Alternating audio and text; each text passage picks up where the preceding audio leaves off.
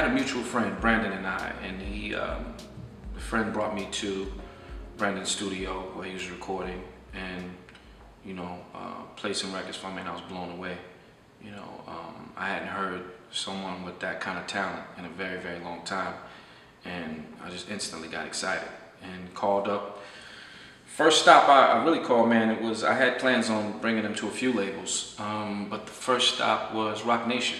I brought him to a great friend of mine by the name of Lenny S. over at Rock Nation, and I played him for him over the phone, emailed him the songs, and he called me back and he said, man, I had chills listening to the music. He thought it was phenomenal, and I flew up to New York to go and meet with Lenny, and just walking in that office for the first time, Rock Nation office, I've been a lot of places, but just being able to, run into the office that Jay-Z, walks down those halls in tie-tie, and seeing all those guys and, in person, and knowing that they are interested in something that I have was just amazing. It was actually a dream come true to be able to experience something like that, and sit down in the office with Ty and Lenny S was like, it was the pinnacle of my career, and they kept to their word. They told me that they was interested and they wanted to do something with us, with Brandon, and I flew home the next day.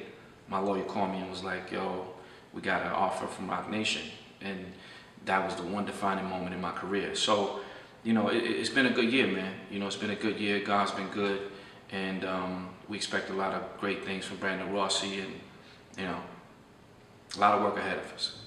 But that's how it happened.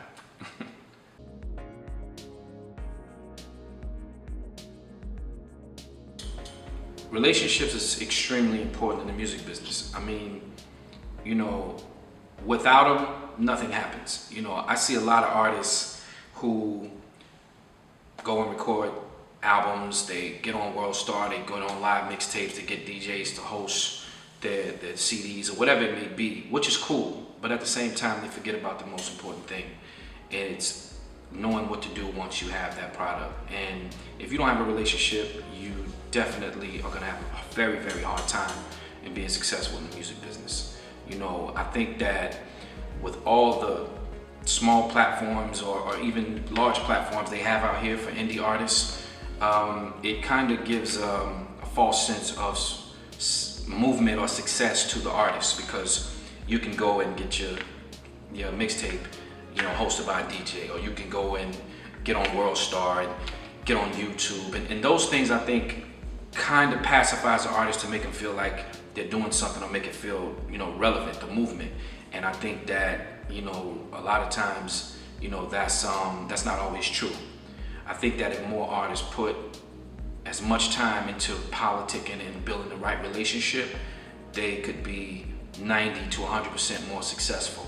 People forget about the politics, and the politics is the most important. If a motherfucker like you as a person, and by the way you have dope records, then they're gonna do business with you. Whether it's now or it's a little later when you come with something they do like. But a lot of artists, because they can't get to the Interscopes and the Epics and the Def Jams, they get frustrated and they say, I'm gonna go independent. Independent, I'm gonna be honest with you, I'm not hating on the independent shit, but I personally, in my career, haven't met one person who really, really was successful on the independent level since past the year 2005.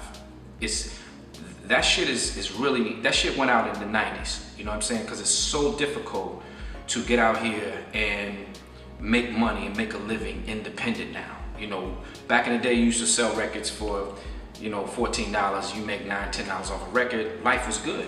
You sell 100,000 records, you paid. You fucking made $900,000, you know what I'm saying? But now times have changed.